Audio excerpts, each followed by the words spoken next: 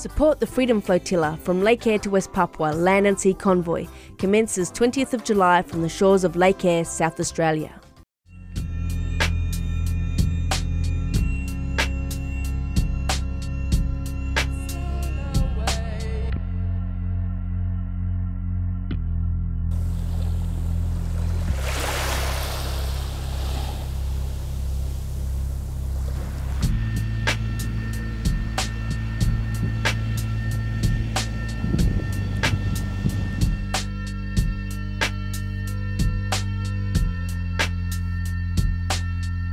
Once upon a time, the land was joined. Australia split from her children the islands of Melanesia.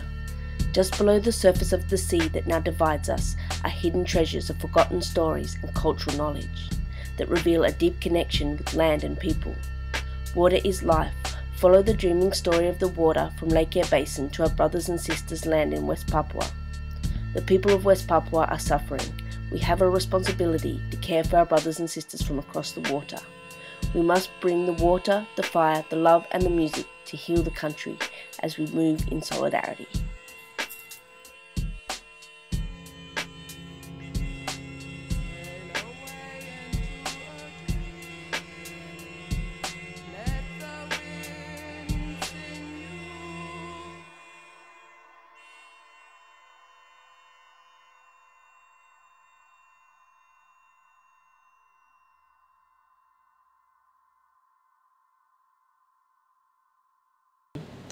I'm Kevin Buzzicott.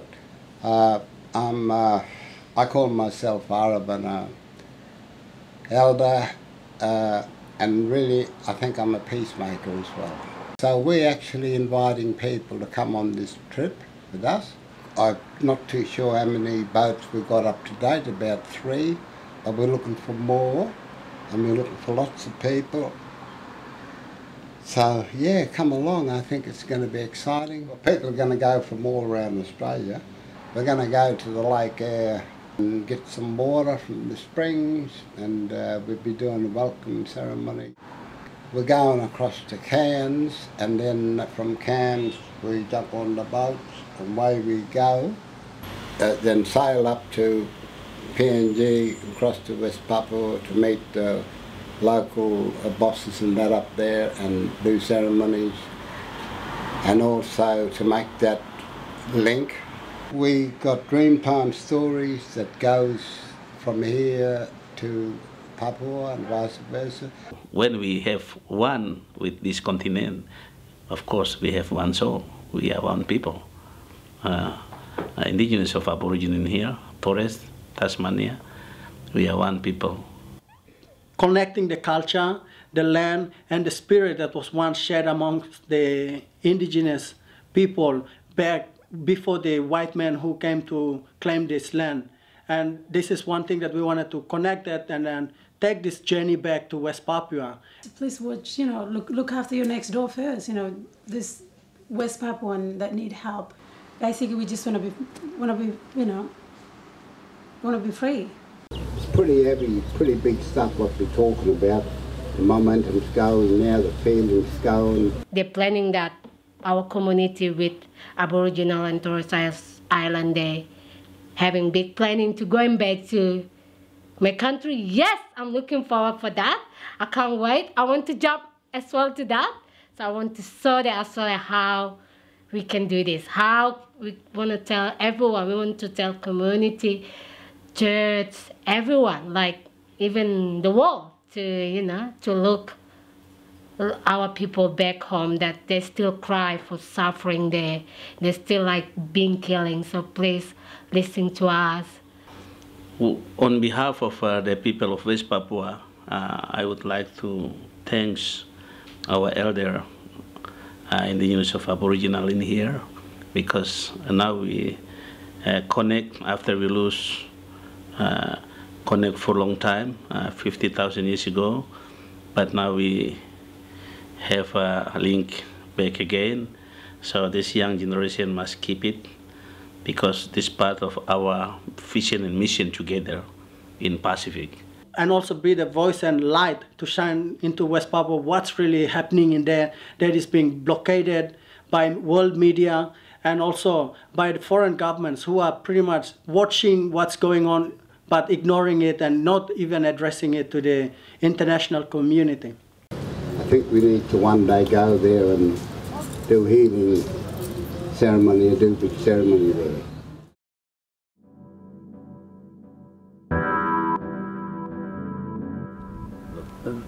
The water's better than gold, better than all these minerals to the old Arabana people, you know. It's life.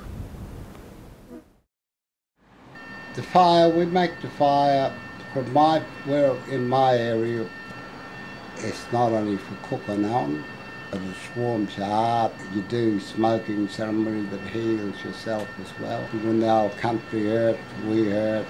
And this is what we want to share, our healing methods to not only West Papua but all around the world.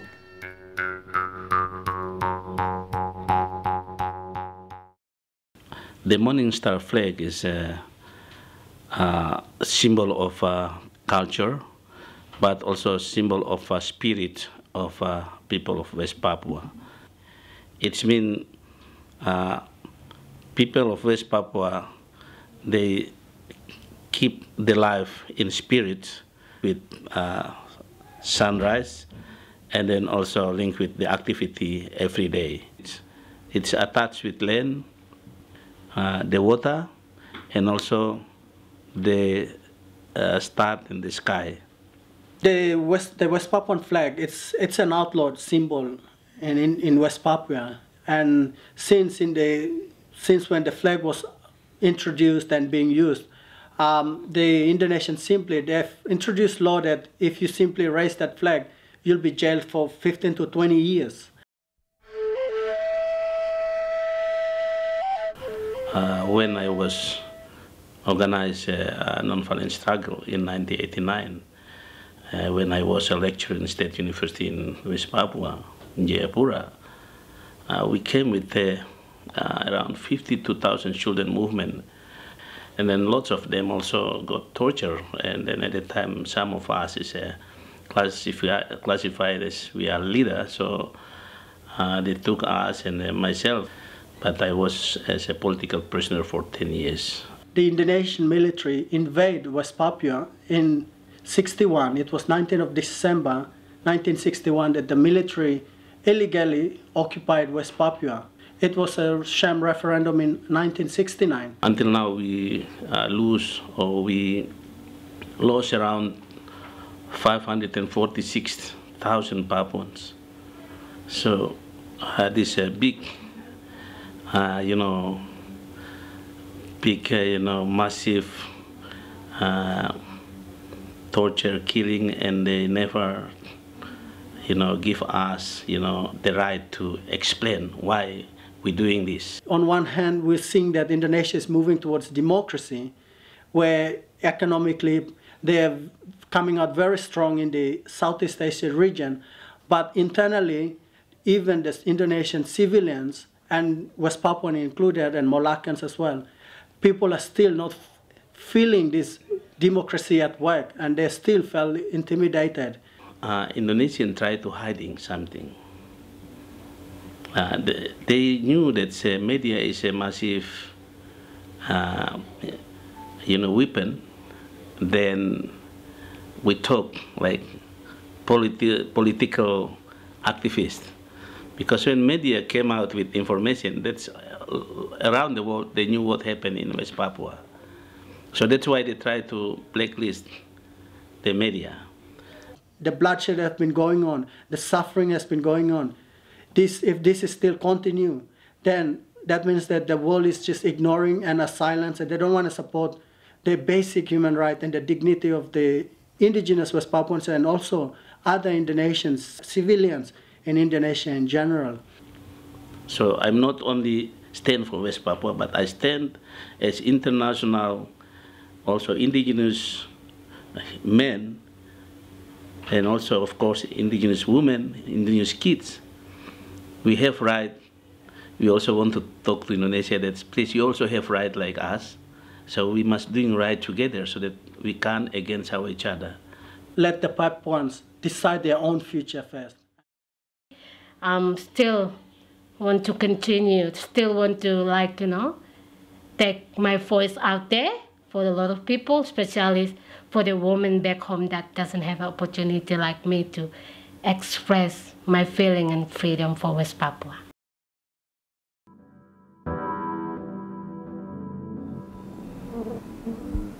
They're mining there right on top the grave of the old sleepy lizard, old Kalta. All that stuff that they taken out from there is the part of the sleepy lizard's head. And it's all dangerous stuff they're taking out there from the lizard's head. That land where they're digging is very sacred to the Kukata, and it's very sacred to Aravana. The mining company, they never asked the rightful owners.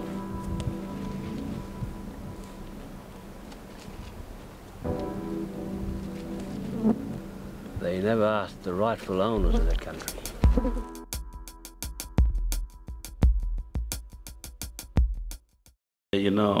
Impact of mining there is, of course, it's not help. So when ecosystem destroyed, it's going to destroy the human life around that area. It's mining. We have mining there, but why we poor there? But we understood that the resources is the reason why Indonesians still kill us.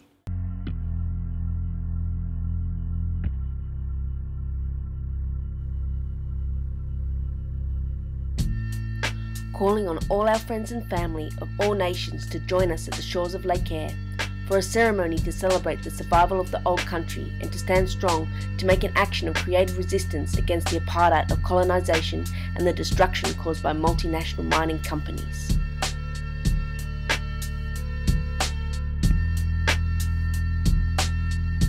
From the shores of Lake Eyre, we will follow the underground water across Australia in a freedom convoy of artists, musicians, activists and Indigenous ambassadors from Australia and West Papua. We will carry the ancient water collected from the sacred mound springs of Arabana country, the fire from old Lake Eyre and the ashes from the Aboriginal tent embassies across Australia.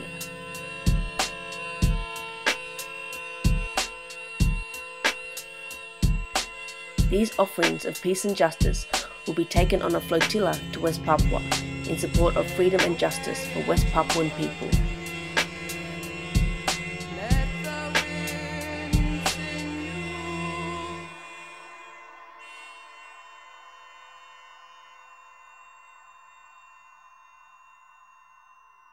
Don't miss it because we need you, and it'll be one big step towards healing ourselves and maintaining, looking after our cultural self and our brothers and sisters. Come down and be part of this great movement to help bring change for the indigenous people and their land rights and human rights as well.